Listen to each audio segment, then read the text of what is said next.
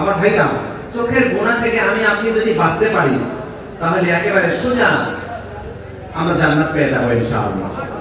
চোখের গোনা থেকে যারা বাঁচতে পারবে তারা অসংখ্য অগণিত গুনাহ থেকে বাঁচতে পারবে। আর চোখের গোনা থেকে যারা বাঁচতে পারবে না তারা অসংখ্য অগণিত গুনাহ তাদের দ্বারা হয়ে যাবে। এই যে মানুষ জিনা করে, চোখের গোনা থেকে বাঁচতে পারে না যারা, তারাই জিনার মধ্যে লিপ্ত হয়, তারাই জিনার মতো ভয়াবহ কাজ করে। আর যাদের চোখ সাবধান, চোখের অপব্যবহার যাদের হয় না, তাদের দ্বারা জিনাও হবে না ইনশাআল্লাহ। আমার মুসলমান ভাইরা, এজন্য চোখ হেফাজত করতে হবে।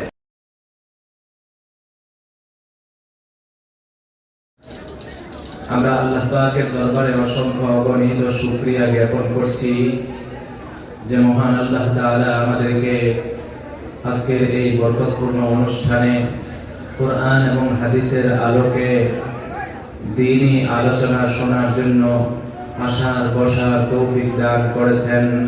এজন্য মহান মালিক আল্লাহ তাআলার দরবারে আমরা সকলে শুকরিয়া আদায় করি, বলি আলহামদুলিল্লাহ। আমার ভাইরা, আপনারা আজকের এই মাহফিলে আসতে পেরে খুশি না? সবাই খুশি? আলহামদুলিল্লাহ। আমি যদি কিছু সময় বয়ান করি আপনারা শুনবেন তো ইনশাআল্লাহ? কষ্ট হয়ে যেতেছে না আপনাদের? আলহামদুলিল্লাহ। আমিও আপনাদেরকে কষ্ট দিব না, কিছু সময় বয়ান করব, আমরা মনোযোগ সহ শুনব। আমি কোরআনে কারীম থেকে আয়াতে কারীমা তেলাওয়াত করেছি। নবীজি সাল্লাল্লাহু আলাইহি ওয়াসাল্লামের অসংখ্য অগণিত বরকতপূর্ণ হাদিস সমূহ থেকে আমি হাদিসের একটা অংশ পাঠ করেছি আপনাদের সামনে। আপনারা দোয়া করবেন আমি যেন নির্ধারিত বিষয়ের উপরেই কিছু আলোচনা করতে পারি, যে আলোচনা আমার জন্য উপকার হবে, আপনাদের জন্য উপকার হবে, সকলের জন্য উপকার হবে। আমার ভাইরা, যে বিষয়টিতে কথা বলতে চাই, আমার আলোচনা বিক্ষিপ্ত হবে না, একটা নির্ধারিত বিষয়ের উপরে হবে, যাতে করে আমরা একটা জিনিস বুঝতে পারি। সেই জন্য নির্ধারিত বিষয়ের উপরে আলোচনা চলবে। যে বিষয়টিতে আলোচনা করব আপনাদের সম্মুখে, এই বিষয়টি হচ্ছে আমাদের এই চোখের হেফাজত। চোখ কে দান করেছেন? আল্লাহ। মালিক কে? আল্লাহ। আমাদের চোখের মালিক আমরা নই, চোখের মালিক আল্লাহ তাআলা। তিনি দিয়েছেন আমাদেরকে আমানত স্বরূপ ব্যবহার করতে।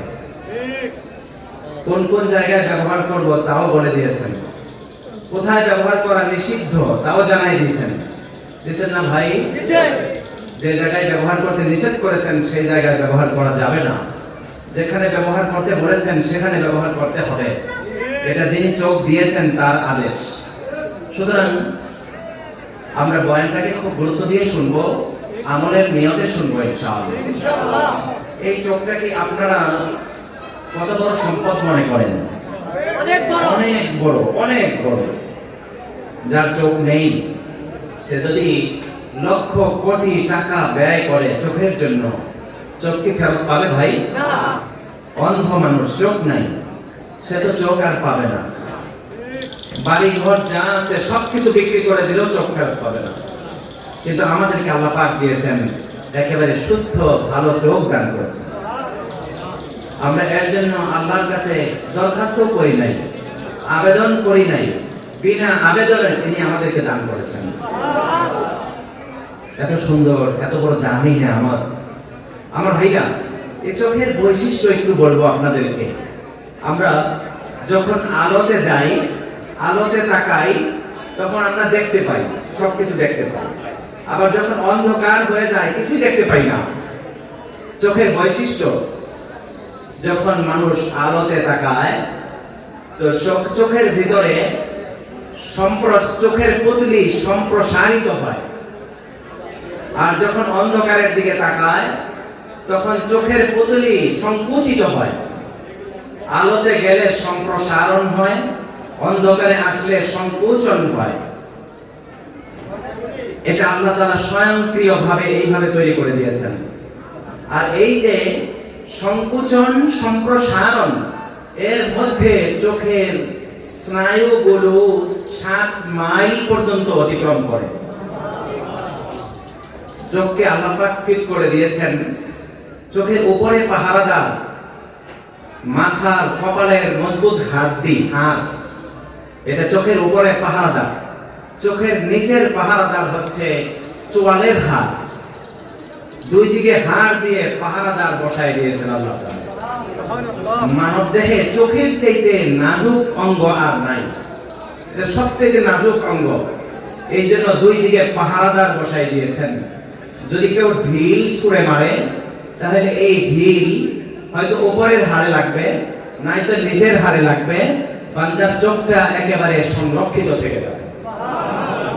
আল্লাহ কিভাবে করে বানিয়েছেন, কিভাবে সংরক্ষণ করেছেন, আমরা একটু চিন্তা করলেই মাওলাকে পেয়ে যাব। আবার চোখের উপরে এবং নিচে এই যে পশম তৈরি করে দিয়েছেন কিনা ভাই? এটা কি এমনি এমনি দিয়েছেন না, এই পশমের দ্বারায়, এই যে চোখের উপরে নিচে যে পশমগুলো আছে, এর দ্বারায় একদিকে আমাদের সৌন্দর্য বৃদ্ধি পেয়েছে, আরেকদিকে ধুলা বালু থেকে আমাদেরকে হেফাজত করার জন্য আল্লাহ চোখের উপরে নিচে পশম তৈরি করে দিয়েছে। যত ধুলাবালি উঠছে, এই ধুলাবালি আমাদের চোখের ভেতরে যেতে পারছে না।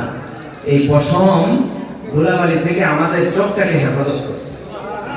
এইভাবে করে আল্লাহ তাআলা সুন্দর করে চোখটাকে সংরক্ষণ করেছেন। শুকরিয়া আদায় করব না আল্লাহ? আল্লাহ তাআলা কত বড় মহান ক্ষমতাধর, তিনি আমাদেরকে এত সুন্দর চোখ দান করেছেন। আর এই চোখটাকে দিয়ে মহান আল্লাহ তাআলা আমাদেরকে বলেছেন ভালো জিনিস দেখতে, গুনাহের জিনিস না দেখার জন্য বলেছেন। গুনাহের জিনিস যদি এই চোখ দিয়ে দেখি তাহলে ঠিকানা হবে জাহান্নাম। আর এই চোখ দিয়ে যদি আমি ভালো জিনিস দেখি, আমার মাকে দেখি, তাহলে কবুল হজের সওয়াব হয়ে যাবে। বাবাকে মাকে দেখলে একটা হজ এবং উমরার সওয়াব হবে, হাদিসে আসছে। স্ত্রীকে দেখলে স্বামী স্ত্রী স্বামীকে দেখলে তাদের উপরে আল্লাহ পাকের পক্ষ থেকে রহমত বর্ষিত হবে। মুসলমান ভাইরা আমার, এই যে চক্ষু মহান আল্লাহ তাআলা আমাদেরকে দিলেন, এই চোখ যে আল্লাহ দিয়েছেন, এই চোখ দিয়ে যদি আমরা গুনাহ করি তাহলে আল্লাহ পাক চোখ ছিনাই নিতে পারে। ছিনাই নিলে আমাদের কিছু করার আছে?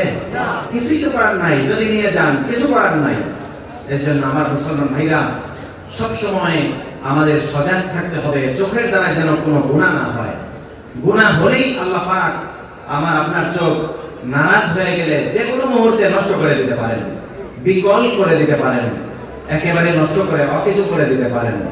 এজন্য আমাদের খুবই সজাগ এবং সতর্ক থাকতে হবে চোখের গুনাহ থেকে।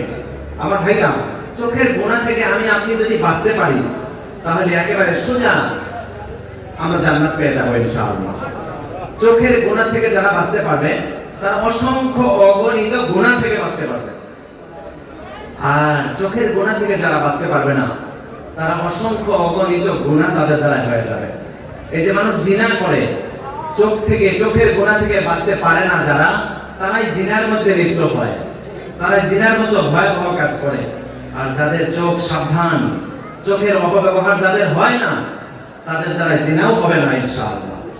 আমার মুসলমান ভাইরা, এজন্য চোখ হেফাজত করতে হবে। হেফাজত করতে একটু কষ্ট হবে, একটু এত আশেপাশে বেগানা মেয়েরা উল্টা পাল্টা পোশাক, যেগুলো ইসলামী পোশাক না, এরকম পোশাক পরে বেগানা মেয়েরা ঘোরাফেরা করছে, এর মধ্যে চোখের হেফাজত করা এটা কঠিন বিষয়।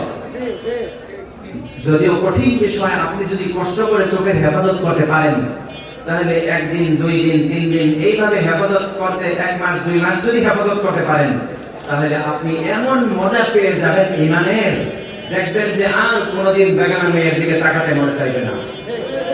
তখন আপনার বেগানা মেয়ের দিকে না তাকানোর মধ্যেই মজা আর স্বাদ উপলব্ধি করতে পারবেন।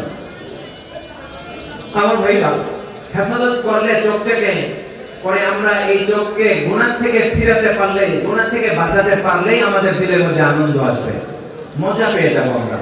যেমন মনে করুন, মানুষ তিক্ত ওষুধ খায়, আর এই তিক্ত ওষুধ খেতে কষ্ট, কিন্তু ওষুধ খাওয়ার পরে বান্দা সুস্থ হয়ে যায়, এরপরে তার কাছে আরাম লাগে, ভালো লাগতে থাকে, শুধু শান্তি আর শান্তি লাগে।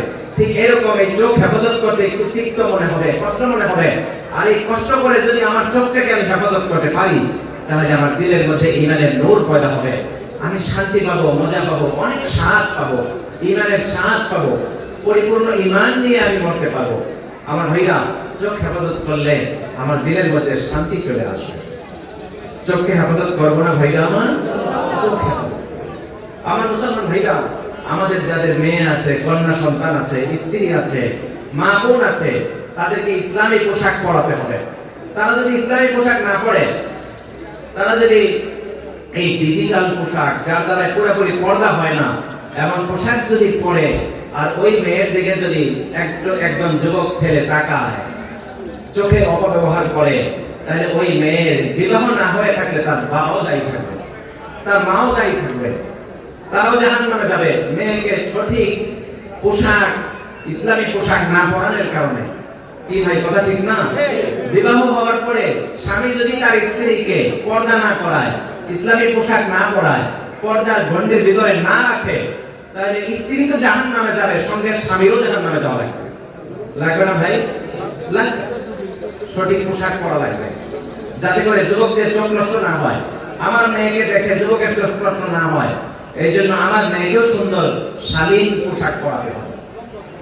কুরআনে কারীমে মহান আল্লাহ তাআলা বলেছেন, ইয়া বানি আদম ক্বাদ আনজালনা আলাইকুম লিবাসা। হে আদম সন্তান, আদম সন্তানেরা শুনে রেখো, আমি তোমাদের জন্য পোশাক নাযিল করেছি। আল্লাহ বলছেন পোশাক নাযিল করেছি। কি পোশাক? ইউয়ারি সাওআতিকুম, যে পোশাক তোমাদের সতরকে ঢেকে রাখবে, ওয়ারিশা, এবং সৌন্দর্য সৃষ্টি করবে তোমাদের। পোশাক পরলে তো সুন্দর দেখায় মানুষকে, তাই না ভাই? তো আল্লাহ পাক বলেন আমি পোশাক নাযিল করেছি, যে পোশাক তোমাদের সতর ঢেকে রাখবে এবং সৌন্দর্য সৃষ্টি করবে। ওয়ালিবাসুত তাকওয়া যালিকা খায়র, আর তাকওয়া, তাকওয়ার পোশাক, ইসলামী পোশাক, এটা সবচেয়ে উত্তম পোশাক।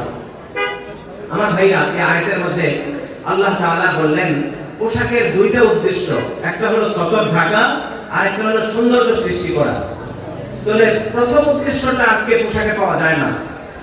বর্তমান সমাজে মেয়েরা যে পোশাক পরে, এতে প্রথম উদ্দেশ্য পাওয়া যায় না। এই পোশাকে সতর ঢাকে না। কি ভাই, কথা ঠিক না? ইসলামী পোশাকের তিনটি বৈশিষ্ট্য। ইসলামী পোশাকের কয়টা বৈশিষ্ট্য থাকবে? একটা হলো পোশাক হবে মোটা কাপড়ের, যে পোশাক পরার পরে শরীরের ভিতরে দেখা যাবে না, শরীরের ঝলক প্রকাশ পাবে না। এবং পোশাক হবে ঢিলা, ঢিলা ঢালা, যে পোশাক পরলে শরীরের আকৃতি প্রকাশ পাবে না, শরীরের অঙ্গ প্রত্যঙ্গ ফুটে উঠবে না পোশাকের উপর দিয়ে, যদি ঢিলা পোশাক হয়। এরপরে তৃতীয় নাম্বার বৈশিষ্ট্য, পোশাক হবে পর্যাপ্ত পরিমাণ কাপড়ের। কিন্তু বর্তমান কি আমাদের মা বোনদের পোশাক যেগুলো পরে, সেটা কি পর্যাপ্ত কাপড়ের হয় কি ভাই? হয় না। তো দেখা যায় যে একেবারে শর্ট জামা পরতেছে, যার কারণে তাদের পুরো সতর ঢাকতেছে না। ইসলামী বৈশিষ্ট্য ইসলামী পোশাকের আমাদের মেয়েদের কাপড়ের মধ্যে পাওয়া যাচ্ছে না। বর্তমান মেয়েরা এমন পোশাক পরে, যে পোশাক পরলে পর্দা হয় না। আমার মুসলমান ভাইরা খেয়াল করবেন, রাসূল কারীম সাল্লাল্লাহু আলাইহি ওয়াসাল্লাম হাদিস শরীফের মধ্যে বর্ণনা করেছেন, মুসলিম শরীফের হাদিস, হযরত আবু হুরায়রা রাদিয়াল্লাহু তাআলা আনহু থেকে বর্ণিত আছে। আবু হুরায়রা রাদিয়াল্লাহু তাআলা আনহু বলেন, قال رسول الله صلى الله عليه وسلم, রাসূল কারীম সাল্লাল্লাহু আলাইহি ওয়াসাল্লাম বলেন, সিনফানে মিন আহলিন নার, নবীজি ভবিষ্যৎবাণী করেছেন, সিনফানে মিন আহলিন নার লাম আরাহুমা, জাহান্নামী দুই শ্রেণী, জাহান্নামীদের মধ্যে দুই শ্রেণী থাকবে এমন, যাদেরকে আমি রাসূল এখনো পর্যন্ত দেখি নাই। দুই শ্রেণীর জাহান্নামী এমন হবে যাদেরকে আমি এখনো পর্যন্ত দেখি নাই। তার মানে এরা ভবিষ্যতে আসবে, এখনো পর্যন্ত আসে নাই। ভবিষ্যৎবাণী করছেন নবীজি।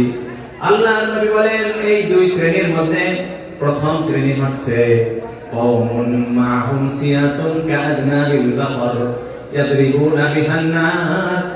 প্রথম শ্রেণী হচ্ছে এমন সম্প্রদায় যাদের সঙ্গে থাকবে গরুর লেজের মতো চাবুক। প্রথম শ্রেণী যাদের সঙ্গে গরুর লেজের মতো চাবুক থাকবে, ইয়াদরিবুনা বিহান নাস, যে চাবুক দিয়ে তারা মানুষদেরকে জুলুম করে, অন্যায় করে, অবিচার করে প্রহার করবে, জুলুম করে মারধর করবে, প্রহার করবে।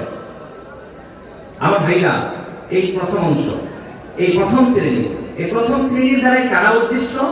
মুহাদ্দিসিনে কেরাম ব্যাখ্যায় বলেছেন, এই প্রথম শ্রেণীর দ্বারা উদ্দেশ্য হচ্ছে জালিম শাসক, যারা জুলুম করে মানুষকে মারে, এবং ওই জালিম শাসকের অধীনে যে প্রশাসনের লোক আছে, পুলিশ বাহিনী, এদেরকে বোঝানো হয়েছে, জালিম শাসকদেরকে বোঝানো হয়েছে, তাদের অধীনস্থ পুলিশ প্রশাসনের লোকদেরকে বোঝানো হয়েছে, যাদের সঙ্গে থাকবে গরুর লেজের মতো চাবুক।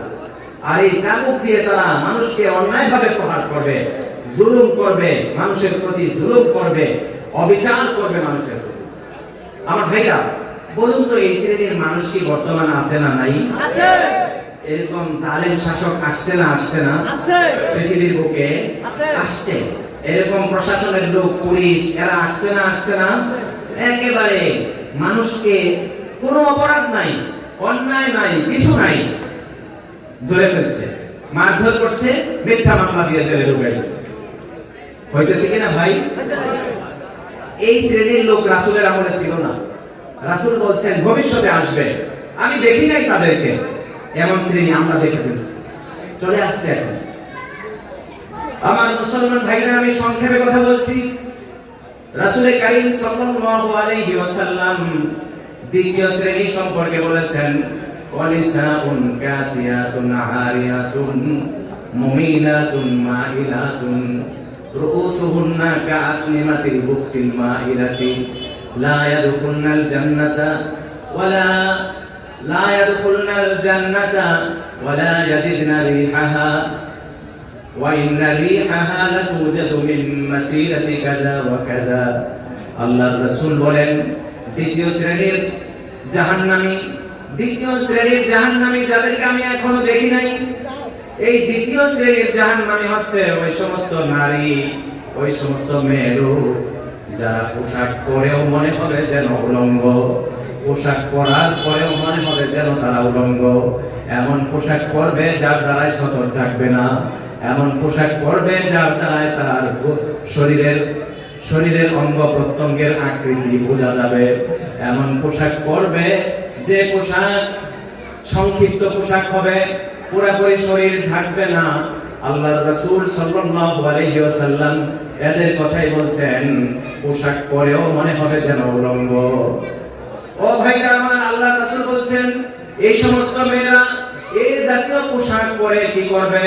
মুমিলাতুন, যুবকদেরকে গুনার দিকে আকৃষ্ট করবে, যুবকদেরকে তাদের দিকে আকর্ষণ করবে, গুনার দিকে আকৃষ্ট করবে। মাইলাতুন, এবং এই মেয়েরা নিজেরাও গুনার দিকে আকৃষ্ট হবে, যুবকদেরকে তাদের দেহের দিকে, তাদের শরীরের দিকে আকৃষ্ট করবে, গুনার দিকে আকৃষ্ট করবে, নিজেরাও গুনার মধ্যে আকৃষ্ট হয়ে যাবে। রুউসুহুন্না কাসনিমাতিল বুখতিল মাইলা, আর তাদের মাথার উপরে চুল হবে উটের কুঁজের মতো উঁচু। উটের কুঁজ দেখেছেন আপনারা? উট দেখেছেন? উটের পিঠে এরকম কতটুকু গোশত উঁচু থাকে, এই উটের কুঁজের মতো উঁচু থাকবে তাদের মাথার চুল। উটের কুঁজ তার পিঠের মধ্যে যেরকম উঁচু হেলতে দুলতে থাকে, ওই মেয়েদের মাথার মধ্যে উঁচু থাকবে চুল, আর ওই চুল হেলতে দুলতে থাকবে। আমার মুসলমান ভাইরা, রাসূল কারীম সাল্লাল্লাহু আলাইহি ওয়াসাল্লাম এই হাদিস শরীফ যখন বর্ণনা করছিলেন, রাসূলের সাহাবায়ে কেরামের এই হাদিসের মর্ম বুঝে আসতেছিল না। কারণ সাহাবায়ে কেরাম এমন মহিলা কোনোদিন দেখেন নাই, এমন পোশাক সেই সময় মহিলারা পরেন নাই, মাথার উপরের চুল ওইভাবে করে করেন নাই। কিন্তু আমার ভাইরা, বর্তমান সময়ের মধ্যে এই হাদিস বোঝা আমাদের জন্য অতি সহজ হয়ে গিয়েছে। আমরা দেখতে পাই বর্তমান সময়ের মেয়েরা কিন্তু এমন পোশাকই পরে যে পোশাকের দ্বারা তাদের শরীরে সতর থাকে না। আবার মাথার উপরে চুলকে এমন ভাবে সিস্টেম করে চুলকে ব্যবহার করে, বিউটি পার্লারে গিয়ে চুলকে এমন ভাবে সাজগোজ করে, মাথার উপরে মনে হয় যেন তাদের চুল উটের কুঁজের মতো উঁচু হয়ে আছে।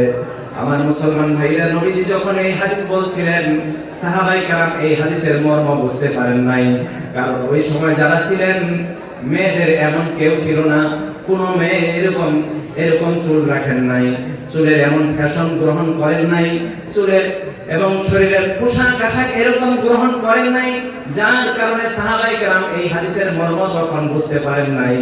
আর হাদিস আমাদের এই নবীজির এই হাদিসের ব্যাখ্যা যারা করেছেন, আজ থেকে 500-700 বছর আগে যে সমস্ত ব্যাখ্যাকার এই হাদিসের ব্যাখ্যা করেছেন, ওনাদেরও এই হাদিস বোঝা কষ্টকর হয়ে গেছে, তারাও বুঝতে পারেন নাই, কারণ সেই সময়কার মেয়েরাও এমন পোশাক পরেন নাই, যার কারণে ব্যাখ্যাকাররাও হাদিসের ব্যাখ্যা পরিপূর্ণ সুন্দরভাবে ফুটায় তুলতে পারেন নাই। কিন্তু আমার ভাইরা, আমি আপনাদের সামনে হাদিস শুরু করেছি, সাথে সাথে কিন্তু আপনারা বুঝে ফেলছেন বর্তমান সময়ের মেয়েরা কিন্তু এই হাদিসে যা বলা হয়েছে ঠিক এইভাবে করে চলাচল করছে। কি ভাই, কথা ঠিক না? আপনাদের পরিপূর্ণ বুঝে আসছে না হাদিস? আমাদের কারও বুঝতে বাকি নাই, কারণ আমাদের সময়ের মেয়েরা এইভাবে করে চলছে হাদিসে যাদের কথা বলা হয়েছে। আমার মুসলমান ভাইরা, এরকম মেয়ে যারা হবে, আল্লাহ এই হাদিসের মধ্যে বলেন, এই হাদিসের শেষ অংশে প্রিয় নবীজি সাল্লাল্লাহু আলাইহি ওয়াসাল্লাম বলেন, এই সমস্ত মেয়েরা লা ইয়াদখুলুল জান্নাতা, জান্নাতের মধ্যে প্রবেশ করতে পারবে না, জান্নাতে প্রবেশ করবে না, ওয়ালা ইয়াজিদনা রিহাহা, জান্নাতের সুঘ্রাণ পর্যন্ত তারা পাবে না, ওয়া ইন্না রিহাহা লাতুজাদু মিন মাসিরাতি কাযা ওয়া কাযা, অথচ জান্নাত এমন এক নিয়ামত যেই জান্নাতের ঘ্রাণ বহু দূর থেকে পাওয়া যাবে, কিন্তু এই ধরনের মেয়েরা যারা বেপরদায় চলাচল করবে, তারা জান্নাতের সুঘ্রাণ পর্যন্ত পাবে না, যেতে তো পারবেই না, জান্নাতে প্রবেশ করতে পারবেই না, জান্নাতের ঘ্রাণও পাবে না। ও ভাই, কলিজার টুকরা মেয়ে আমাদের আদরের সন্তান, চাই কি আমরা জাহান্নামে যাব? তাহলে এরকম পোশাক পরানো যাবে না, ইসলামী পোশাক পরতে দেওয়া হবে। আমার মেয়ের কারণে যেন আরেকটা যুবকের চোখ নষ্ট না হয়ে যায়, সচেতন থাকতে হবে আমাদের সবাইকে। কি ভাই, কথা ঠিক আছে না? রাজি আছি না আমরা ইনশাআল্লাহ? আমার মুসলমান ভাইরা, আমি সংক্ষেপ করছি, কথা অনেক লম্বা, কিন্তু বলতে পারবো না সময় স্বল্পতার কারণে। আমি জানি আপনারা সকলেই সকাল হলে পরে কাজে চলে যাবেন, অনেকেই দায়িত্ব আছে, ডিউটি আছে, চলে যাবেন। আমার মুসলমান ভাইরা, রাসূল কারীম সাল্লাল্লাহু আলাইহি ওয়াসাল্লামের সাহাবায়ে কেরাম, আমাদের প্রিয় নবীজি সাল্লাল্লাহু আলাইহি ওয়াসাল্লামের স্ত্রীগণ, তারাও তো মহিলা ছিলেন, তারা কেমনে চলছেন আমার ভাইরা খুব খেয়াল করবেন। মৃত মানুষের সামনেও তারা পর্দা করতেন, আর আমাদের মেয়েরা জীবিত বেগানা পুরুষের সামনেও পর্দা করে না। তাহলে তারা কেমন, আমাদের মেয়েরা কেমন? তারা তো জান্নাতে যাবে সরাসরি, আমাদের মেয়েরা যাবে কোথায়? এই জন্য সতর্ক হইতে হবে ভাইরা, আমার খুব খেয়াল করবেন। আমার মুসলমান ভাইরা, হযরতে আম্মা জান আয়েশা সিদ্দিকা রাদিয়াল্লাহু তাআলা আনহা থেকে বর্ণিত আছে, আম্মা জান আয়েশা সিদ্দিকা রাদিয়াল্লাহু তাআলা আনহা বলেন, কুনতু আদখুলু বাইতি আল্লাযী দুফিনা ফীহি রাসূলুল্লাহ সাল্লাল্লাহু আলাইহি ওয়াসাল্লাম ওয়া আবি, আমার ওই ঘর, যে ঘরের মধ্যে প্রিয় রাসূল কারীম সাল্লাল্লাহু আলাইহি ওয়াসাল্লামকে কবর দেওয়া হয়েছে, যে ঘরের মধ্যে রাসূল কারীম সাল্লাল্লাহু আলাইহি ওয়াসাল্লামকে দাফন করা হয়েছে, রাসূলের সাথে আমার আব্বা জানকেও, আবু বকর সিদ্দিক রাদিয়াল্লাহু তাআলা আনহুকেও ওই ঘরের মধ্যে কবর দেওয়া হয়েছে। আমি যখন ওই ঘরের মধ্যে প্রবেশ করতাম, তখন কি করতাম? ফাজাউ সিয়াবি, আমার শরীরের অতিরিক্ত কাপড়, বড় চাদর, যে চাদর পরে পর্দা করতে হয়, যেমন আমাদের সমাজে বর্তমান মেয়েরা বোরকা পরে, ওই সময় বড় চাদর, এক চাদরেই মাথা থেকে পা পর্যন্ত পুরোটাই পর্দা হয়ে যেত। এরকম বড় চাদর যার দ্বারা পর্দা করা হয়, এই অতিরিক্ত চাদর কাপড়গুলো খুলে রাখতাম। আমি এই কাপড়গুলো খুলে রাখতাম। কেন খুলে রাখতাম? আমি মনে মনে বলতাম, ওয়া আকুলু ইন্নামা হুয়া যাওজি ওয়া আবি, এখানে তো শুয়ে আছেন আমার স্বামী একজন, আরেকজন আমার আব্বা আবু বকর সিদ্দিক রাদিয়াল্লাহু তাআলা, একজন আমার স্বামী, আরেকজন আব্বা, এদের সামনে তো পর্দা করার কোনো বিধান নাই, এদের সামনে পর্দা করার কোনো প্রয়োজন নাই। যার কারণে ওই ঘরের মধ্যে কবর জিয়ারত করতে আমি যখন ঢুকতাম, অতিরিক্ত কাপড়গুলো খুলে রাখতাম, পর্দা করার কাপড়গুলো খুলে রাখতাম। এরপরে যখন ফালাম্মা দুফিনা মাহু ওমর রাদিয়াল্লাহু তাআলা, অতঃপর ওমর ফারুক রাদিয়াল্লাহু তাআলা মুকে যখন তাদের সঙ্গে দাফন করা হলো ওই ঘরে, রাসূলের পাশে ওমর ফারুক রাদিয়াল্লাহু তাআলা আনহুকে ওই ঘরের মধ্যে যখন দাফন করা হলো, ফাওয়াল্লাহি মা দাখালতুহু ইল্লা ওয়া আনা মাজদুদাতুন আলাইয়া সিয়াবি। আম্মা জান আয়েশা সিদ্দিকা রাদিয়াল্লাহু আনহা বলেন, আল্লাহর কসম, আল্লাহর কসম, ওমর ফারুক রাদিয়াল্লাহু তাআলা আনহুর সঙ্গে তো আমার পর্দা করা ফরজ। ওমর ফারুক রাদিয়াল্লাহু তাআলা আনহুকে যখন রাসূলের পাশে কবরস্থ করা হলো, দাফন করা হলো, আল্লাহর কসম, তখন থেকে আমি ওমর ফারুক রাদিয়াল্লাহু তাআলা আনহুর থেকে লজ্জা পেয়ে পর্দা না করে সেই ঘরে আর প্রবেশ করতাম না। মৃত মানুষের সঙ্গে পর্দা করতেন তারা, মৃত মানুষের সঙ্গে পর্দা করতেন তারা। আর আমাদের মেয়েরা বেগানা পুরুষ পর পুরুষের সামনে পর্দা করে না, বাজারে পর্দা করে না, মার্কেটে পর্দা করে না, কোথাও পর্দা করে না। হাসর কি হবে?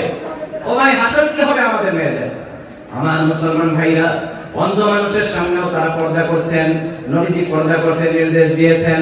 আন উম্মে সালামা রাদিয়াল্লাহু তাআলা আনহা কানাত ইনদা রাসূলিল্লাহ সাল্লাল্লাহু আলাইহি ওয়াসাল্লাম। হযরতে উম্মে সালামা নবীজির স্ত্রী আম্মা জান উম্মে সালামা রাদিয়াল্লাহু আনহা থেকে বর্ণিত আছে, উম্মে সালামা রাদিয়াল্লাহু তাআলা আনহা প্রিয় নবীজি সাল্লাল্লাহু আলাইহি ওয়াসাল্লামের কাছে ছিলেন। ওয়া মাইমুনাতু নবীজির আরো একজন স্ত্রী মাইমুনা রাদিয়াল্লাহু তাআলা আনহাও সেখানে ছিলেন। ইযা আকবালা ইবনু উম্মি মাকতুমিন ফাদাখালা আলাইহি। আর এমন সময় হঠাৎ করে নবীজির একজন অন্ধ সাহাবী আব্দুল্লাহ ইবনে উম্মে মাকতুম রাদিয়াল্লাহু তাআলা নবীজির দরবারে চলে আসছেন। নবীজির কাছে এসে গেছেন, নবীজির দরবারে প্রবেশ করেছেন। তখন নবী করিম সাল্লাল্লাহু আলাইহি ওয়াসাল্লাম এই দুইজন স্ত্রীকে বললেন, একজন উম্মে সালামা আর একজন মাইমুনা রাদিয়াল্লাহু তাআলা আনহুমা, এই দুই স্ত্রীকে বললেন, ইহতাজিবা মিনহু, তোমরা দুজন পর্দা করো। আব্দুল্লাহ ইবনে উম্মে মাকতুম সাহাবী এসেছে, তোমরা দুজন তার থেকে পর্দা করো। আম্মা জান উম্মে সালামা রাদিয়াল্লাহু আনহা বললেন, ফাকুলতু ইয়া রাসূলুল্লাহ আলাইসা হুয়া আ'মা লা ইউসিরুনা। আমি বললাম, হে আল্লাহ তাআলার রাসূল সাল্লাল্লাহু আলাইহি ওয়াসাল্লাম, আব্দুল্লাহ ইবনে উম্মে মাকতুম আপনার সাহাবী তো অন্ধ সাহাবী, লা ইউসিরুনা, তিনি তো আমাদেরকে দেখবেন না, তিনি তো অন্ধ, তার সামনে থাকলে আমাদের সমস্যা কি? আল্লাহর রাসূল সাল্লাল্লাহু আলাইহি ওয়াসাল্লাম বললেন, আফা আমিয়া ওয়া আনতুমা, তোমরাও অন্ধ? আমার সাহাবী তো অন্ধ, তোমরাও অন্ধ নাকি? তোমরা তো অন্ধ না। আলাস্তুমা তুবসিরানি, তোমরা কি তাকে দেখবে না? তোমরা কি তাকে দেখছো না? আমার মুসলমান ভাইরা, এখান থেকে বোঝা গেল পুরুষ মানুষের যেমন মেয়ে মানুষকে দেখা যায় হবে না, বেগানা মেয়েকে, ঠিক মেয়ে মানুষদের জন্য পুরুষ মানুষকে দেখা যায় হবে না। তাই তো অন্ধ মানুষকেও দেখতে মানা করলেন নবীজি তার দুইজন স্ত্রীকে। এক মাহফিলে গেলাম এই বছরই, সেখানে গিয়ে দেখলাম, শুনলাম যে মেয়েদেরকে প্রজেক্টর দেওয়া হয়েছে। প্রজেক্টর। এবার আমি আপনাদের কাছে জবাব চাবো, আপনারাই জবাব দিবেন। মেয়েদের কাছে যদি প্রজেক্টর দেওয়া হয়, তাহলে মেয়েরা ওই প্রজেক্টরে কাদের ছবি দেখবে? বলুন, কাদের ছবি দেখবে? পুরুষদের। পুরুষদের। আল্লাহর নবী পুরুষকে দেখতে মানা করছেন নবীজির দুইজন স্ত্রীকে, উম্মে সালামা এবং মাইমুনা রাদিয়াল্লাহু তাআলা আনহুমাকে। এই হাদিস থেকে কি বোঝা যায়? পুরুষদেরকে দেখা যাবে না। যাকে সরাসরি দেখা যায় না, তাকে পর্দার মধ্যেও দেখা যাবে না, তাকে মোবাইলেও দেখা যাবে না, ভিডিওতে দেখা যাবে না, প্রজেক্টরেও দেখা যাবে না। কথা কি বুঝতে পেরেছি ভাই? সরাসরি যাকে দেখা যায় না, তাকে প্রজেক্টরের পর্দাও দেখা যাবে না, মোবাইলেও দেখা যাবে না। এজন্য মা বোনদেরকে বলে দিবেন, তারা যেন মোবাইলে ভিডিও ওয়াজ না দেখে, কারণ এই হুজুরকে দেখা যায় হবে না। ভিডিওর মধ্যে পরপুরুষ ওই বক্তা আলেম, উনি কি পরপুরুষ না ভাই? ওনাকে কি আমাদের মা বোনদের দেখা যায় হবে? মোবাইলে দেখা যাবে না। যদি দেখে, চোখের হেফাজত করো না, মারাত্মক গুনাহ হবে। এই গুনাহ জাহান্নামে নেওয়ার জন্য যথেষ্ট হয়ে যায়। আমার ভাইরা, এজন্য সতর্ক থাকতে হবে, আমাদের সবাইকে সাবধান থাকতে হবে। রাজি আছি না ভাইরা? আমার চোখে হেফাজত করতে হবে, চোখে হেফাজত করতে হবে। কষ্ট হচ্ছে না ভাইরা? আমার কষ্ট হচ্ছে না আপনাদের? আর কিছুক্ষণ বলবো ইনশাআল্লাহ। আমার মুসলমান ভাইরা, খুব খেয়াল করবেন, খুব খেয়াল করে বুঝবেন। আল্লাহ তাআলা কুরআনে কারীমের মধ্যে বলেছেন, মুসলমান ভাইরা আমার, ইবলিস শয়তান জান্নাত থেকে যখন ইবলিস শয়তানকে বের করে দেওয়া হলো, রব্বুল আলামিনের কাছে ইবলিস শয়তান আবেদন করলো, আল্লাহ দয়া করে মায়া করে আমাকে হায়াত বাড়াই দেন, কিয়ামত পর্যন্ত আমার হায়াত লম্বা করে দেন। আল্লাহ রব্বুল আলামিন বললেন, ঠিক আছে, তোর আবেদন পূরণ করলাম, হায়াত বাড়াই দিলাম। এবার ইবলিস শয়তান বলতেছে, ইবলিস শয়তানের বক্তব্য কোরআনে কারীমের মধ্যে আল্লাহ তাআলা তুলে ধরছেন। কোরআনে কারীমের মধ্যে আল্লাহ তাআলা বলছেন, লাআতিয়ান্নাহুম মিন বাইনি আইদিহিম ওয়া মিন খালফিহিম ওয়া আন আইমানিহিম ওয়া আন শামাইলিহিম। ইবলিস শয়তান তখন বলছে, আল্লাহ আপনার এই বান্দাদের কাছে আমরা যাব, আপনার এই বান্দাদের কাছে আমি ইবলিস যাব, তাদেরকে আক্রমণ করব, সামনের দিক থেকে আক্রমণ করব, পেছন দিক থেকে আক্রমণ করব, ডান দিক থেকে আক্রমণ করব, বাম দিক থেকে আক্রমণ করব। তার মানে ইবলিস শয়তান কয় দিক থেকে আমাদের আক্রমণ করবে বলছে? চার দিক থেকে আক্রমণ করবে বলছে। হযরত আশরাফ আলী থানভী রাহমাতুল্লাহ আলাইহি এই আয়াতে কারিমার ব্যাখ্যায় বলেছেন, ইবলিস শয়তান চার দিক থেকে আক্রমণ করবে বলছে। উপরের দিকের কথা আল্লাহ পাক ভুলাই দিবেন, নিচের দিকের কথা আল্লাহ পাক ভুলাই দিবেন, যার কারণে চার দিকের কথা তো বলতে পেরেছে, কিন্তু উপরের দিক আর নিচের দিকের কথা বলতে পারে নাই। আমার মুসলমান ভাইরা, দয়া করে মহান আল্লাহ তাআলা আমাদের জন্য এই দুইটি দিক বাকি রেখেছেন, ইবলিসকে বলতে দেন নাই। উপরের দিক বাকি রেখেছেন যাতে করে উপরের দিক থেকে দোয়া করে মহান আল্লাহ তাআলার সাহায্য নিতে পারি, আল্লাহ তাআলার রহমত আল্লাহর কাছে প্রার্থনা করে আমরা হাসিল করতে পারি। উপরের দিকটাকে আল্লাহ তাআলা বাকি রেখেছেন, ইবলিসকে ভুলাই দিয়েছেন, নিচের দিকটাকেও ভুলাই দিয়েছেন। মুসলমান ভাইরা আমার, নিচের দিকটাকেও ভুলাই দিয়েছেন যাতে করে নিচ দিকে তাকিয়ে তাকিয়ে আমরা চলতে পারি, পথ চলতে পারি। বেগানা মেয়ের দিকে চোখ না পড়ে, পথ চলবো তো নিচ দিকে তাকায় তাকায় চলবো। কোরআনে কারীমের মধ্যে আল্লাহ তাআলা বলেছেন, সূরা আল্লাহ রাব্বুল আলামিন সূরা নূরের মধ্যে বলেছেন, কুল লিল মুমিনিন ইয়াগুদ্দু মিন আবসারিহিম ওয়া ইয়াহফাযু ফুরুজাহুম যালিকা আযকা লাহুম ইন্নাল্লাহা খাবীরুম বিমা ইয়াসনাউন। মহান আল্লাহ তাআলা বলেন, ও নবী মুমিনদেরকে বলে দেন, মুমিনদেরকে বলে দেন তারা যেন নিজেদের চোখ নিচু রাখে। নিচের দিক শয়তান বলতে পারে নাই, ইবলিস শয়তান নিচের দিকের কথা বলতে পারে নাই। তাই তো আল্লাহ তাআলা আমাদেরকে নির্দেশনা দিয়েছেন, আল্লাহ পাক বলছেন মুমিনদেরকে বলে দেন নবী তারা যেন নিচ দিকের চক্ষুকে নিচু রাখে, চোখ অবনত রাখে। ওয়া ইয়াহফাযু ফুরুজাহুম, বান্দা চোখ যদি নিচু রাখে তাহলে দুইটা ফায়দা হবে। কয়টা ফায়দা হবে ভাই? এক নাম্বার ফায়দা হবে ইয়াহফাযু ফুরুজাহুম, লজ্জাস্থানের গুনাহ তাদের হবে না, লজ্জাস্থান হেফাজতে থাকবে। জিনা থেকে যারা বাঁচতে চাই তাহলে খোদার হুকুম চোখ নিচে রাখতে হবে। আল্লাহ তাআলা বলছেন চোখ নিচু রাখলে, চোখ যদি আমরা নিচু রেখে চলি তাহলে দুইটা ফায়দা। এক নাম্বার ফায়দা লজ্জাস্থানের গুনাহ হবে না, লজ্জাস্থান হেফাজতে থাকবে। দ্বিতীয় নাম্বার গুনাহ যালিকা আযকা লাহুম, আমাদের অন্তর পবিত্র থাকবে, দিল পাক পবিত্র থাকবে। আমার মুসলমান ভাইরা, আমরা যদি গোপনে অন্ধকারের ভেতরেও যদি কোনো কাজ করি, ইন্নাল্লাহা খাবীরুম বিমা ইয়াসনাউন, মহান আল্লাহ তাআলা তার খবর রাখেন, সবকিছু খবর রাখেন আল্লাহ তাআলা। ও ভাই, চোখ হেফাজত করলে কয় ফায়দা? এক নাম্বার জিনা গুনাহ হবে না, লজ্জাস্থান তার পবিত্র থাকবে। দ্বিতীয় নাম্বার অন্তর পবিত্র থাকবে। চাই কিনা আমরা এটা? চাই না ভাই? আমার মুসলমান ভাইরা, মিশকাত শরীফের হাদিস আসছে, আল্লাহর নবী ওই হাদিসের মধ্যে জিনা 6 প্রকারের বর্ণনা করছেন। জিনা কয় প্রকারের?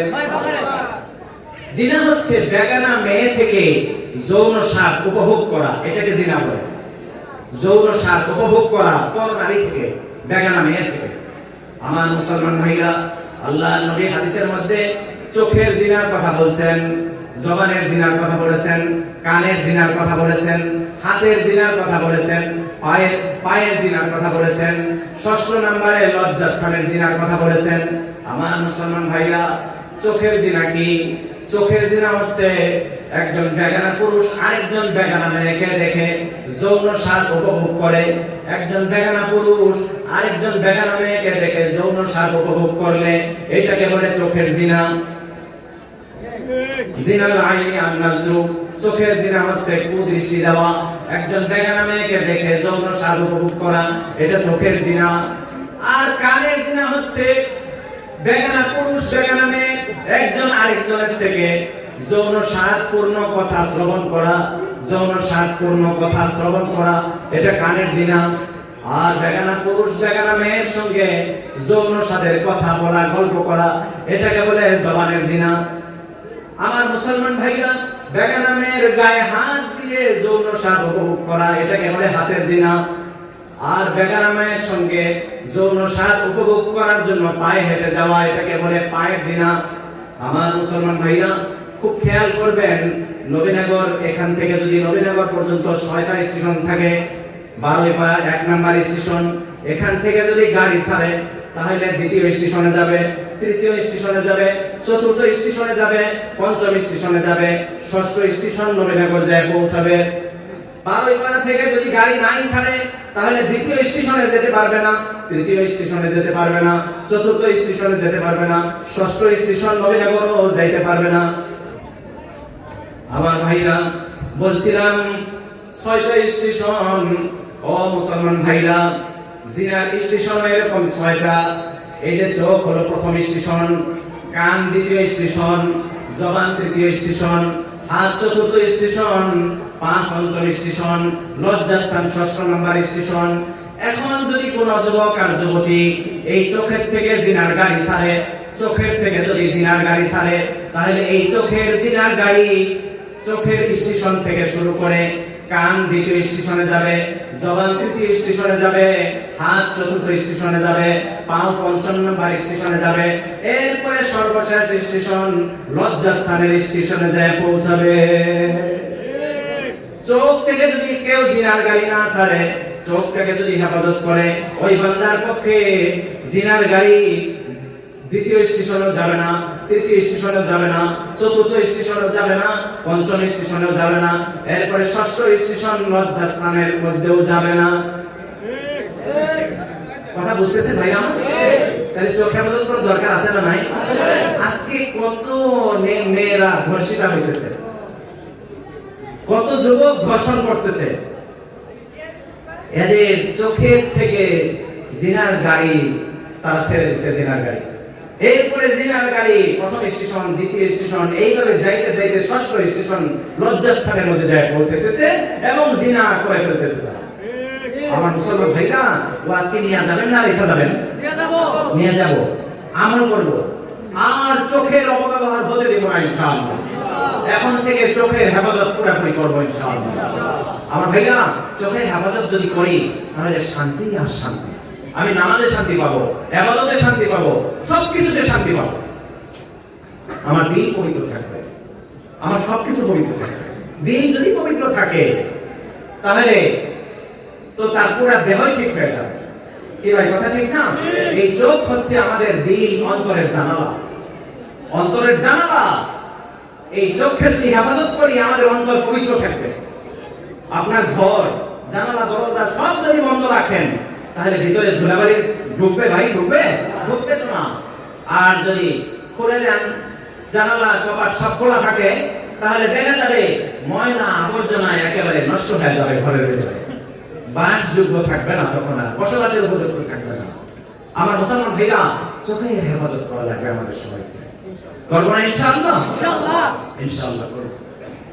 আমার মুসলমান ভাইরা, আলোচনা কি আর কিছুক্ষণ চলবে নাকি থামবে? চলবে, চলবে, আলহামদুলিল্লাহ। খুব খেয়াল করি ভাই, চোখ হেফাজত করতে হবে। মূল্যবান সম্পদ, মূল্যবান সম্পদ আমাদের চোখ হেফাজত করতে হবে। এই চোখকে হেফাজত করতে পারলে আমি আল্লাহর খাঁটি বান্দা হয়ে যেতে পারবো। চোখ হেফাজত করতে পারলে আমি আল্লাহর ওলি হয়ে যেতে পারবো। আপনারা কি আল্লাহর ওলি হতে চান না ভাই? তাহলে চোখের হেফাজত অবশ্যই করা লাগবে। যে মানুষটি চোখের হেফাজত করছে না সে মানুষটি আল্লাহর ওলি হতে পারবে না, কারণ তার দিল নষ্ট। চোখ অন্তরের জানালা, এই চোখ দিয়ে গুনাহ, ময়লা, হারাম, অপবিত্রতা, গুনাহের অপবিত্রতা ঢুকে দিলটা নষ্ট হয়ে যাবে। সে তো আল্লাহর ওলি হবে কি করে? দিল নষ্ট। সে মানুষটি আল্লাহর ওলি হতে পারবে না, কখনো হতে পারবে না। ওই মানুষটি তো আল্লাহর ওলি হতে পারবে না। আমার মুসলমান ভাইরা, এজন্য চোখের হেফাজত আমরা অবশ্যই করবো ইনশাআল্লাহ। আমার ভাইরা, চোখের গোনা যতদিন মানুষ চোখের গোনা থেকে বাঁচবে ততদিন মুসলমানরা সফলতা পাবে। চোখের গোনায় যদি জড়ায় যায় এই মুসলমান ব্যর্থ হয়ে যাবে। আমরা কি ব্যর্থর জাতি হতে চাই না বিজয়ের জাতি হতে চাই? বিজয়ের জাতি হতে চাই। আমার ভাইরা, চোখের হেফাজত করলে মুসলমান সফল হবে, আর চোখের অপব্যবহার করলে মুসলমান ব্যর্থ হয়ে যায়। এই জন্য অমুসলিমরা, বেঈমানরা তারা চায় যে মুসলমানদের চোখের গুনাহ করিয়ে তাদেরকে শেষ করে দেয়। চোখের গুনাহ করানোর জন্য নানা রকমের জাল বুনছে তারা। কথা ঠিক না ভাইরা আমার? আমাদের সজাগ থাকতে হবে, সচেতন থাকতে হবে। আজকে এই যে মোবাইল আছে, এই মোবাইলের দ্বারায় আমাদের সন্তানরা কত ক্ষতিগ্রস্ত হইতেছে। ছোট ছোট বাচ্চা। আমি মা বোনদেরকে বলবো, বিনীত ভাবে বলবো, মা আপনার এই ছোট্ট বাচ্চার কাছে মোবাইল দিবেন না। অনেক সময় মা বোনরা বাচ্চার হাতে মোবাইল দিয়ে দেন, ভাত খায় না, মোবাইল হাতে দিয়ে তারপরে খাওয়াইতেছে। তো এইটা কত বড় ক্ষতিকর। একদিকে চোখ নষ্ট হয়ে যাচ্ছে, আর একদিকে তার ক্ষতি হচ্ছে, অনেক বড় ক্ষতি হচ্ছে। আমি বড় ডাক্তারের কাছ থেকে শুনেছি, ডাক্তাররা বলেন খাবারের সময় খাবারের দিকে মনোযোগ দিয়ে খেতে হয়, তাহলে এই খাবারটা কাজে লাগবে, যথাযথভাবে খাবারটা হজম হবে। আর যদি কেউ অমনোযোগী হয়ে খাবার খায়, এই খাবারটা তার শরীরে যথার্থ রূপে কাজে লাগে না। বাচ্চাকে মোবাইল দিয়ে দিলাম, সে মোবাইল দেখতে থাকলো, আর আমি খাবার খাওয়াইতে থাকলাম, এই খাবারটা তো তার যথার্থ রূপে কাজে আসবে না। কত দিকে ক্ষতি করলাম। একদিন ঢাকাতে এক হাসপাতালে গেলাম, চোখের হাসপাতাল, ইস্পাহানি চক্ষু হাসপাতাল। সেখানে যাওয়ার পরে দেখলাম ছোট্ট একটা বাচ্চা, সেই বাচ্চাকে নিয়ে আসছে 8-9 বছর এরকমই হবে। চোখের পাওয়ার এত বেশি, একটার পর একটা গ্লাস পরিবর্তন করছে, তবুও বাচ্চাকে চোখে দেখছে না। পাওয়ার শুধু বাড়াইতে আছে ডাক্তার, অনেক পাওয়ার দেওয়া লাগছে। আমি জিজ্ঞাসা করলাম ওই বাচ্চাটার অভিভাবককে, এত সমস্যা এই ছোট্ট বয়সে? বলে হুজুর মোবাইলের কারণে অবস্থা। ছেলেটা ইটালিতে থাকে এবং পড়াশোনা করে, মোবাইলের কারণে আজকে এই অবস্থা, মোবাইল ছাড়া বাঁচতে পারে না। ও ভাই, কত মানুষের জীবন নষ্ট হয়ে যাচ্ছে মোবাইলের কারণে, কত চোখ নষ্ট হয়ে যাচ্ছে। আজকে যুবকরা মোবাইল দেখে, রাতের বেলায় না ঘুমিয়ে মোবাইল দেখতে থাকে, রাত 1টা 2টা 3টা পর্যন্ত মোবাইল দেখতেছে। শরীরের কত ক্ষতি হইতেছে আমাদের টের পাইতেছি না। যুবক ভাইরা, টের পাও না, একদিন বুঝে আসবে। শরীরও শেষ হয়ে যাইতেছে, ব্রেন শেষ হয়ে যাইতেছে, সবকিছু ক্ষতিগ্রস্ত হয়ে যাইতেছে। আমার ভাইরা, চোখ নষ্ট হয়ে যাইতেছে। এই মোবাইল থেকে কত গুনাহ হইতেছে। মোবাইল খুললেই যুবকরা যে জিনিসগুলো দেখে, সেখানে তো অসংখ্য অগণিত মেয়ের ছবি আসে। এটা দেখা কি জায়েজ হবে? আমি একটু আগে বলছি, যাকে সরাসরি দেখা যায় না তাকে মোবাইলের ভিডিওতেও দেখা যাবে না, মোবাইলের ভিডিওর দ্বারাও তাকে দেখা যাবে না। দেখা হারাম। এই হারাম গুনাহগুলো আমাদের হচ্ছে আজকে। আমাদেরকে পরাজিত করা শত্রুদের পক্ষে অতি সহজ হয়ে যাবে, বেঈমানদের পক্ষে সহজ হয়ে যাবে আমাদেরকে একেবারে নিষ্পেষিত করে দেওয়া। কারণ চোখের গুনাহ করতে করতে আমাদের সব শেষ, অতি সহজে আমাদেরকে ধ্বংস করে দিতে পারবে না। মুসলমান ভাইরা, খুব খেয়াল করব, এই চোখের হেফাজত যতদিন করতে পারবো আমরা সফল থাকবো, মাথা তুলে দাঁড়াতে পারবো। হযরত ওমর রাদিয়াল্লাহু তাআলা আনহুর খেলাফত কাল, সে সময় ওমর ফারুক রাদিয়াল্লাহু তাআলা আনহু একদল মুজাহিদকে পাঠাইছেন অমুসলিমদের বিরুদ্ধে যুদ্ধ করার জন্য। আর নেতৃত্বে ছিলেন 10 জন সুসংবাদপ্রাপ্ত সাহাবীর একজন, তার নাম ছিল উবাইদা ইবনুল জাররাহ রাদিয়াল্লাহু তাআলা। জান্নাতের সুসংবাদ পেয়েছেন এই সাহাবী দুনিয়া থেকে। মুসলমান ভাইরা, উবাইদা ইবনুল জাররাহ রাদিয়াল্লাহু তাআলা ওনার নেতৃত্বে পাঠাইছেন। মুসলমান ভাইরা, যে দেখেন অমুসলিমরা একটা দুর্গের ভিতরে আশ্রয় নিয়েছে, তারা দুর্গের ভেতর থেকে বের হচ্ছে না, মুসলমানদের উপরে আক্রমণ করবে এই আশায় দুর্গের ভিতরে আশ্রয় নিয়েছে। সময় সুযোগ বুঝে এক যুগে মুসলমানদের উপরে আক্রমণ করবে, কিন্তু সুযোগ পাইতেছে না। মুসলমানরা বড় মজবুত মুজাহিদ বাহিনী, তারা দুর্গের চারদিকে ঘিরে রাখছে। এভাবে বহুদিন পার হয়ে গেছে, কয়েক মাস চলে গেছে। এরপরে ভেতর থেকে ওই অমুসলিমরা দুর্গের ভেতরে যারা আছে তারা চিন্তা করছে, এখন এইভাবে কতদিন থাকবো আমরা, বের তো হতে হবে। তাহলে একটা কৌশল করা যাক, নীল নকশা করা যাক। কি ধরনের নীল নকশা? মুসলমানদের কাছে প্রস্তাব পাঠাইছে যে আমরা তোমাদের কাছে নতি স্বীকার করলাম, সারেন্ডার করলাম, মাথা নত করলাম, তোমরা আমাদের দুর্গের মধ্যে প্রবেশ করো। বাজারের দিক থেকে যে দরজা আছে দুর্গে আসার, ওই দরজা আমরা খুলে দিচ্ছি। আর মুসলমান সেনাপতি যিনি উবাইদা ইবনুল জাররাহ রাদিয়াল্লাহু তাআলা আন, তিনি চিন্তা করলেন এতদিন পর্যন্ত তারা আমাদের সঙ্গে মোকাবেলা করবে এই আশায় দুর্গের ভিতরে দুর্গ বন্ধ করে আছে, আমাদের উপরে আক্রমণ করবে, এরকম চিন্তা চেতনা তাদের। আজকে হঠাৎ করেই মাথা নত করলো, নিশ্চয়ই এর মধ্যে ষড়যন্ত্র আছে। মুসলমান তো বুদ্ধিমান হয়ে থাকেন, মুসলমান তো বোকা না, বলদ না, বুদ্ধিমান। বুঝতে পেরেছেন আমার মুসলমান ভাইরা? মুসলিম সেনাপতি যিনি তার বাহিনীকে সামনে নিয়ে সংক্ষিপ্ত এক বক্তব্য দিলেন, আর বক্তব্যের মধ্যে বললেন যে তারা যে মাথা নত করছে, আমি এখানে ষড়যন্ত্রের গন্ধ খুঁজে পাচ্ছি। যা হোক, আমরা এটাকে আবার আমাদের জন্য সৌভাগ্য মনে করি। তারা মাথা নত করছে, আমাদেরকে ভিতরে যাওয়ার জন্য আহ্বান করছে, আমরা অবশ্যই যাব ভিতরে। তবে আমি আপনাদেরকে একটা শিক্ষা বলে দেব। সেই শিক্ষা হচ্ছে, যখন ওই দুর্গ দখল করার জন্য আমরা ভেতরে যাব, তখন ওই যে শুরুতে আমি কোরআনের যে আয়াত পড়েছিলাম, কুল্লিল মুমিনিন ইয়াগুদ্দু মিন আবসারিহিম, এই আয়াতে কারিমা আপনারা পড়তে পড়তে যাবেন এবং এই আয়াতের হুকুম পালন করতে করতে যাবেন। আমার ভাইরা, তাদের ষড়যন্ত্রের কথাটা একটু বলে নেই। তারা যে ষড়যন্ত্র করছিল, তারা বলছিল এটা মুসলমানরা তো বহুদিন যাবত ঘর বাড়ি ছেড়ে চলে আসছে, স্ত্রীদের কাছে যেতে পারে না, অনেক দিন হয়ে গেছে।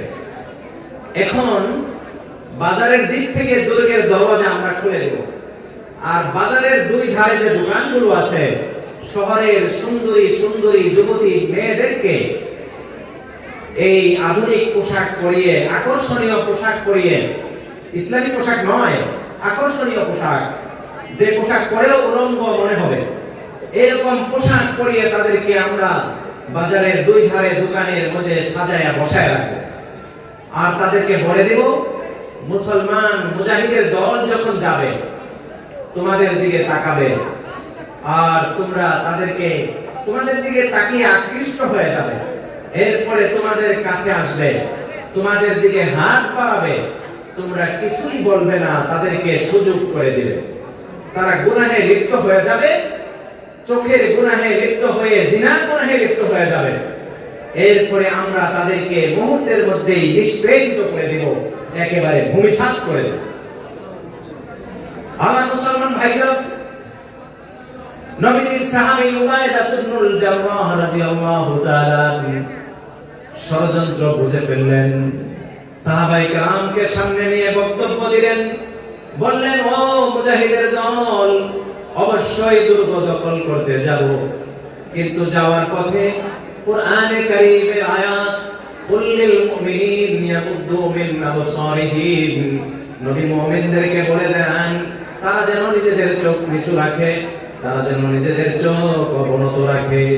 এই আয়াতে কারিমা তেলাওয়াত করতে করতে, এই আয়াতের হুকুম পালন করতে করতে দুর্গের মধ্যে তোমরা প্রবেশ করবে।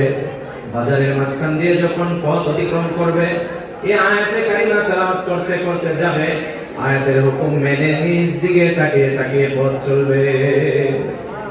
আমার মুসলমান দিনদার ইমানদার ভাইরা,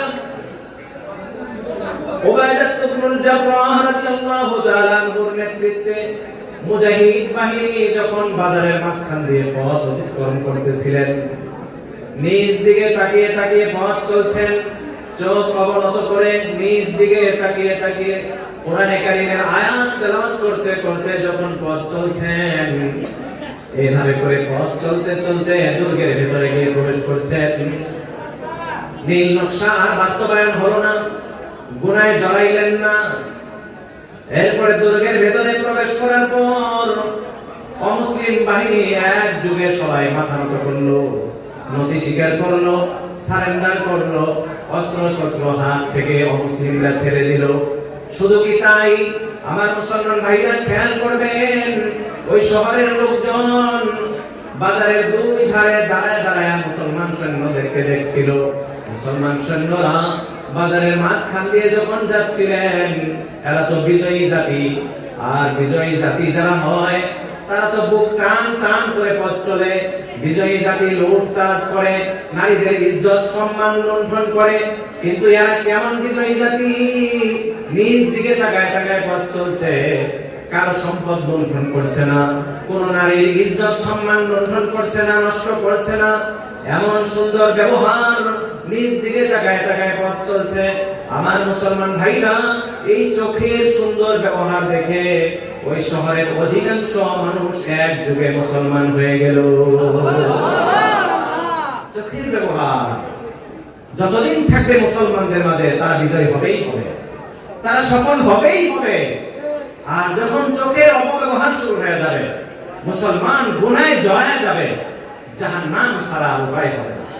একদিকে জাহান্নাম মরণের পরে, আর একদিকে কাফেররা আমাদেরকে নির্যাতন করে শেষ করবে দুনিয়াতে। আমার মুসলমান ভাইরা, এই জন্য আমাদের এখন কর্তব্য হচ্ছে চোখের হেফাজত করতে হবে।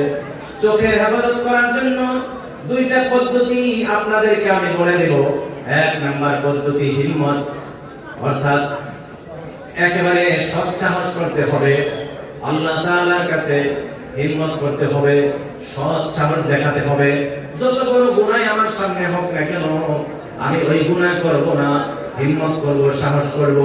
আমি এই গুনাহ করব না, আমি ওই গুনাহ করব না, হিম্মত করব, দিল থেকে সাহস করব। আমি এই গুনাহ করব না। এই গুনাহ করার সময় যদি আমার মা সামনে থাকতেন, আমি তো চোখের গুনাহ করতাম না।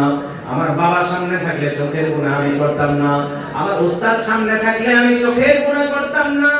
আমার সন্তান সামনে থাকলে চোখের গুনাহ করতাম না। আমার ছাত্ররা সামনে থাকলে আমি বেগানা মেয়ের দিকে তাকাইতাম না। তাহলে আমার আল্লাহ তো সব দেখতেছেন, তাকে সামনে রেখে কিভাবে করে আমি চোখের গুনাহ করি?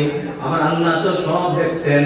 ও ভাইরা আমার, হিম্মত করব, যত বড় গুনাহ আমার সামনে আসুক না কেন, যত বড় সুন্দরী মেয়ে আমার সামনে আসুক না কেন, আমি চোখের গুনাহ করব না।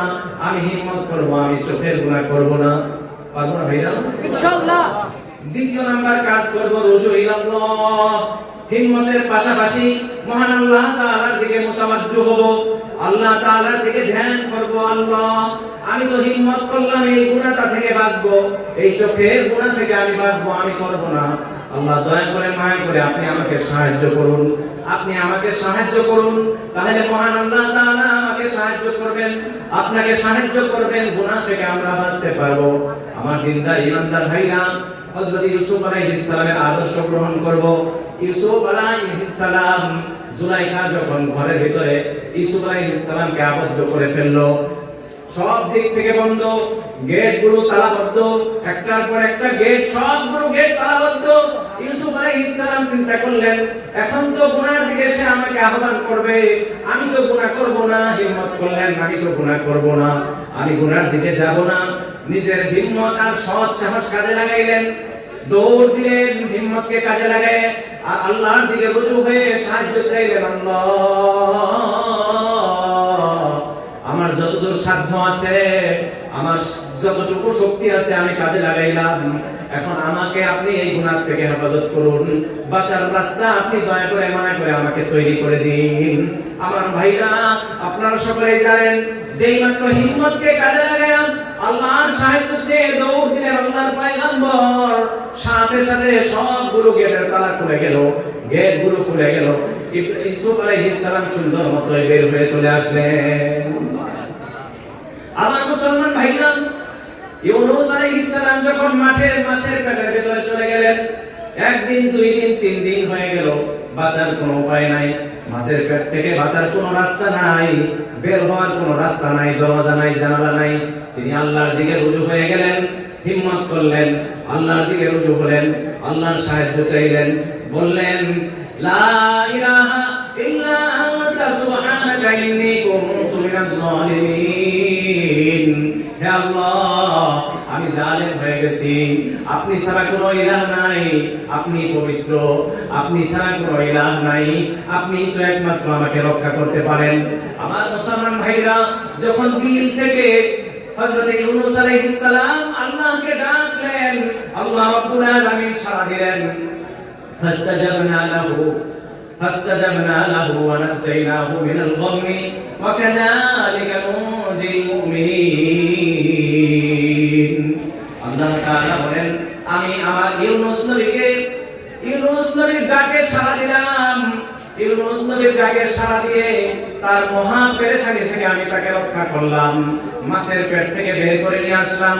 বিশাল পেরেশানি থেকে আমার নবীকে আমি রক্ষা করলাম। ওয়াকাযালিকা নুনজিল মুমিনিন। আমার ইউনূস নবীকে যেভাবে করে আমি রক্ষা করলাম, এইভাবে করে আমি অন্যান্য মুমিনদেরকেও যুগে যুগে রক্ষা করব। ও ভাই, আল্লাহ তাআলা জানেন আমরাও বিপদে পড়তে পারি। ইউনূস আলাইহিস সালাম মাছের পেটে গিয়ে বিপদে পড়ছেন, আমরা আরো অন্যান্য বহু রকমের বিপদে পড়তে পারি কি না? সেজন্য আল্লাহ তাআলা কোরআনের মধ্যে এই কথা বলে দিয়েছেন, ইউনূস নবীকে যেভাবে রক্ষা করলাম, এভাবে অন্যান্য মুমিনদেরকেও আমি রক্ষা করব। ভাই আমার, গুনার সামনে যদি পড়ে যাই, তাহলে কার কাছে আশ্রয় চাইব? হিম্মত করব গুনাহ থেকে বাঁচার জন্য, এরপরে আল্লাহর কাছে সাহায্য চাইব, তিনি আমাদেরকে রক্ষা করবেন বলে ওয়াদা করেছেন কোরআনে। মুসলমান ভাইরা, এখন থেকে চোখের হেফাজত করব না ইনশাআল্লাহ। চোখের গুনাহ যদি আমার সামনে চলে আসে, আমি হিম্মত করব এই গুনাহটি থেকে বাঁচার জন্য, আপ্রাণ চেষ্টা করব, হিম্মত করব, এরপরে আল্লাহর কাছে সাহায্য চাইব। ইনশাআল্লাহ আল্লাহ আমাদেরকে হেফাজত করবেন। আমার ভাইরা, দিল থেকে পাক্কা নিয়ত করব, আল্লাহ আমি এই গুনাহটি করব না, এটা কঠিন গুনাহ, এই গুনাহের কারণে জাহান্নামে যাওয়া লাগবে, এই গুনাহের কারণে আমার জাহান্নামে যাওয়া লাগবে, আমি এমন গুনাহ করব না। আল্লাহ আমাকে দয়া করে এই গুনাহ থেকে সাহায্য করেন, গুনাহ থেকে বাঁচার সাহায্য করেন, আল্লাহ সাহায্য করেন। আমার মুসলমান ভাইরা, সকালবেলায় যখন বাড়ি থেকে বের হবো, তখন এই দোয়া করে বের হবো, আল্লাহ আমি তো বের হচ্ছি, আপনার কাছে সাহায্য চাচ্ছি, আমাকে আপনি মেহেরবানি করে চোখের গুনাহ থেকে হেফাজত করবেন, আমার অঙ্গ প্রত্যঙ্গকে গুনাহ থেকে হেফাজত করবেন। এই দোয়া করে আমরা বের হবো সকালবেলায় ইনশাআল্লাহ। আল্লাহ আমাদেরকে গুনাহ থেকে বাঁচার তৌফিক দিন। আমিন। ভাই আমার, আমি সকলের কাছে দোয়া চাচ্ছি, আপনারা দীর্ঘ সময় কষ্ট করে কথাগুলো শুনলেন, আপনাদের কাছে বিনীতভাবে আবেদন করছি, আরজ করছি, এই কথাগুলো যদি আমল করি তাহলে আমাদের জীবন সার্থক হবে। আমাদের জীবন সার্থক হবে যদি আমরা কথাগুলো আমল করি। ভাই আমল করবো না ইনশাআল্লাহ। শয়তানের প্ররোচনায় পড়বো না। ওই তো শয়তান বলছে চারদিক থেকে আক্রমণ করবে, মনে রাখবো শয়তানের কথা। বাজারে যখন যাবো, বেগানা মেয়ে পড়বে সামনে, ওই শয়তান ধাক্কাইতে থাকবে মেয়ের দিকে, বেগানা মেয়ের দিকে তাকানোর জন্য। আমি হিম্মত করবো ওর থেকে বাঁচার জন্য, আল্লাহর কাছে সাহায্য চাইবো, আল্লাহ হেফাজত করবেন। আমার মুসলমান ভাইরা, ইনশাআল্লাহ আমরা সবসময় সচেষ্ট থাকবো, সজাগ থাকবো ইনশাআল্লাহ।